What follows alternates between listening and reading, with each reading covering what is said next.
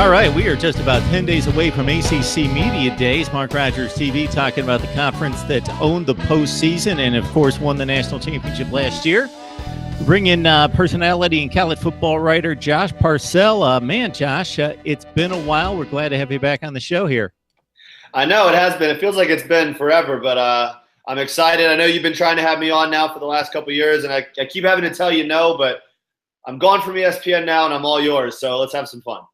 Well, boy, I could go a few different ways on that. So it helps us. It benefits us. Right. I hope everything's going well, and I believe it is. I know that you've got a lot of good things working right now, so we're happy to have the conversation. So, man, this conference has been owned by Clemson and Florida State for a number of years.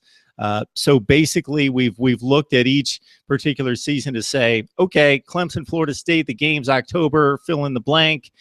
It's going to get decided there. The winner of that game's obviously going to win the ACC championship game, and that's the way it's going to be. So in terms of that possibly playing out once again, or maybe the overall conference, what intrigues you about ACC football heading into this fall? Well, a couple of things. I think just like the last 5 or 6 seasons, it's Clemson and Florida State's conference to lose. The winner of that game is going to play for the ACC championship, and they're probably going to win the ACC championship. I think they're 2 of the 5 best teams in the country. But I think one thing that really intrigues me just about the conference as a whole is from top to bottom, it's starting to trend upwards. Really, the only school I think in the ACC right now that doesn't feel that great about its future is Virginia. Maybe Boston College, but even schools like Syracuse, Wake Forest, NC State, Georgia Tech even, like there's reason for optimism. And that is a really, really good sign for a league that, like you said, has been dominated by the same 2 or 3 teams for the last better part of a decade. So to know that now all of a sudden those teams like the Wake Forest and Syracuses of the world may not compete with Florida State and Clemson right now, they're not that far away, it feels like, from just being less of a drag on the league, where they can now maybe compete with the likes of the SEC, where it seems like everybody in every given week can knock off anybody else, except maybe Alabama. Yeah, Josh, a lot of the teams in the ACC have been down for a number of years, and even when Florida State won the whole thing in 2013, it was like, okay, well, they just won an ACC championship game 45-10 over Duke. They own the conference. Nobody's close, but, man, much more parity at this point. And I know some people don't put a lot of stock in bowl games, but I think regardless of what we speculate as the incentive or the motivation of particular players and teams, it is the one time of the year that we match up conferences, and we have a number of matchups going on at the same time, like seeded teams. So when they schedule the regular season, there's no way of knowing, okay, this team's 3rd in the Big Ten and this team's going to be 3rd in the Pac-12, so they're going to play. We don't know that. So it's rarely that a common opponents like seeded teams play cross leagues, but that happens in bowl competition, so they're fair matchups. And man, the ACC really took care of business last year, and we're not talking about 1 or 2 games, we're talking about 13 games. Right. Yeah, I try to be very realistic about the bowl game expectations, because you've got players who have all sorts of different motivations. Some guys have already had their minds on the NFL by the time the bowl games roll around. So there's a lot of variables that go into that bowl performance. It was obviously very encouraging for the ACC. I look to what they do in the regular season, though. I mean, last year you saw Florida State against Ole Miss, Clemson against Auburn, and some of those rivalry games at the end of the season as well. The ACC stacked up well throughout the year in games where a lot more was on the line, maybe than a bowl game, which in my opinion is a glorified exhibition.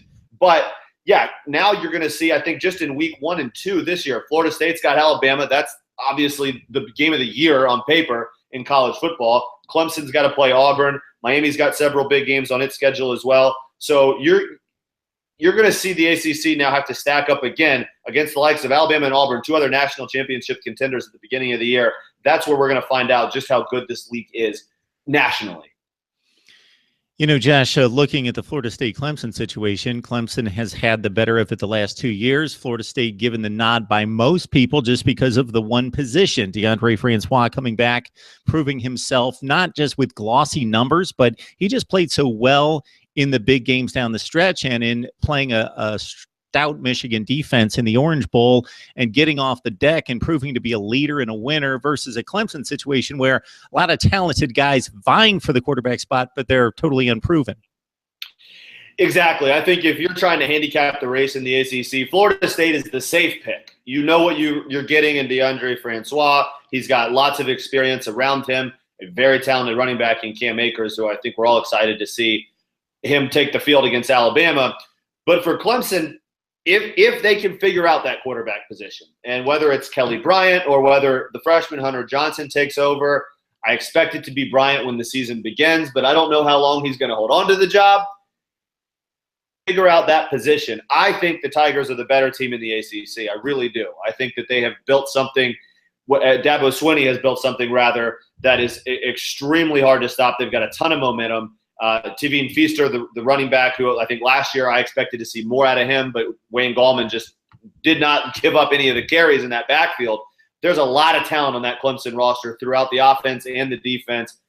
So they just got to figure out quarterback. I know that Florida State is the safe pick. We know they're going to be loaded with talent, but that schedule is very, very difficult. They've got to go to Clemson in addition to playing Alabama in week 1. I trust Clemson a little bit more at this point going into the season, I think, if they can figure out that quarterback position, which I think Dabo Swinney will do. And Derwin James coming back for Florida State. Hopefully he's going to be in the field for 13 or 14 football games so we can see his exceptional talent. When we go to the other division, I think it's safe to say over a long period of time that Miami's had the best players year to year, but they never break through. There's always somebody who jumps in front of them. Now they've got a stable coaching situation. Virginia Tech, unfortunately, they've been kind of a mundane team to watch, and they had a nucleus of quarterback Gerard Evans and some fleet wide receivers to make them exciting last year for the first time in a long time. And Gerard Evans should have come back, and we could have seen that nucleus again to a certain extent, even though they lost Isaiah Ford. But that's not the case. Gerard Evans is trying to make a team in the NFL. So Miami, Virginia Tech, the Canes seem to be the team that could possibly maybe pull off an upset, win the division and the ACC. Yeah, you mentioned Gerard Evans and Virginia Tech. Had Gerard not gone pro, which I think was an absolute awful decision, I think it was a huge mistake on his part. I know that there were reasons outside of football why he did it. It didn't really matter. He made a mistake, and I think if you ask him, give him a drop of truth serum, he'd tell you he wishes he was back in Blacksburg because they would have been a top 10 team this season had they had Evans under center. With that being said, Miami's kind of in a similar boat. They're a little bit more experienced than Virginia Tech right now, but had they kept Brad Kaya around for another year, they would have probably been a top 10 team. They're probably sitting on the fringe between 10 and 15. I think you'll see them in most of the preseason polls, but it's up for grabs. And even though Mark Richt is at Miami, I still have a hard time trusting that program with expectations because, as we've seen over the last 13 seasons, we've picked Miami to be in this position. I can't tell you how many times, and every single time they disappoint us. So even though Mark Richt is there, and I know that he's an established coach, he did very well at Georgia for a long time, he's done nothing at Georgia that's shown me that he's going to elevate Miami, I think, to another level. He's a good coach, but the problems at Miami run very deep, and they don't have an experienced quarterback. Nobody in the conference does, with the exception of really Virginia, and they're not going to be competing for the Coastal Division. We know that. So it's going to be an interesting battle. Virginia Tech has to go to Miami, which I think is the reason that you're going to see more people lean towards the Hurricanes in the preseason polls. But keep an eye on what Virginia Tech is doing because Justin Fuente is an extremely, extremely qualified coach at developing quarterbacks. He did it with Paxton Lynch. He did it with Andy Dalton. He's going to have whoever he goes with, whether it's Josh Jackson or Hendon Hooker, either one of them, the freshmen who are vying for that quarterback job. If he can get those guys up to speed, he's got talent on the outside. You just don't know about it yet. I think Virginia Tech's going to make some noise. It's going to come down to that game in Miami. Can they win on the road? It's going to be the ACC de facto Coastal Division championship game. Yeah, you're right, Josh. If Mark Richt's track record transitions from Athens, Georgia to Miami, Miami fans can rest assured it's not going to come off the rails. It's not going to be a deplorable situation there with the Canes, but he's going to churn out his 9-3, 10-2 seasons, and most likely every time he faces a talented team or a little bit better, he's not going to be able to win those games and win a championship, and that's of course what Canes Nation is craving at this point to get back to the elite of college football. Yeah. So last thing I leave you here with, Josh, and of course we'd love to have you back and talk some more college football, but if there's anybody completely off the radar in the ACC, and I'm not talking about a Wake Forest jumping out of nowhere to win the whole league, but have a higher than what we expect type season, is there anybody that you really like that's kind of waiting in the weeds? So I don't think that they're going to contend for the division title, but I think Duke is going to surprise some people this year. They fell off last season. They went 4-8. I think a big reason why they fell off was, one, it was their least experienced team in about 5 years under Cutcliffe, and also they lost their offensive coordinator, Scotty Montgomery, to East Carolina. Now they've got a little bit more continuity on the offensive side. Daniel Jones is back. He's a very talented quarterback under center. I believe he's a sophomore. And they've got TJ Romming at receiver. They've got some pieces. And Duke is finally, under Cutcliffe, been able to establish a little bit of that continuity and build some depth.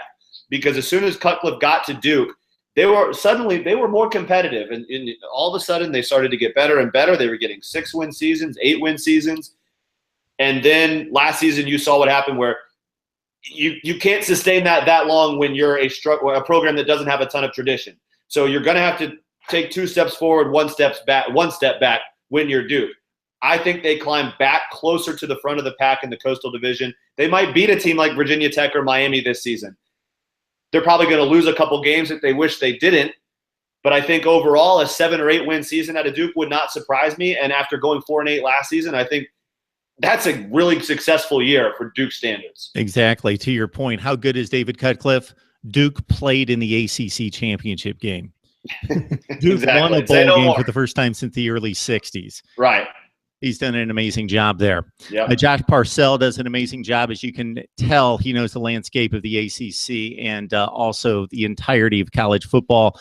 Josh, it's always a good time. You got to follow Josh on Twitter. It's Josh Parcell, and college football writer for quite a while, who's done some great work and joined us quite a few times here at Mark Rogers TV. Josh, we hope to track you down soon. We appreciate the discussion, man.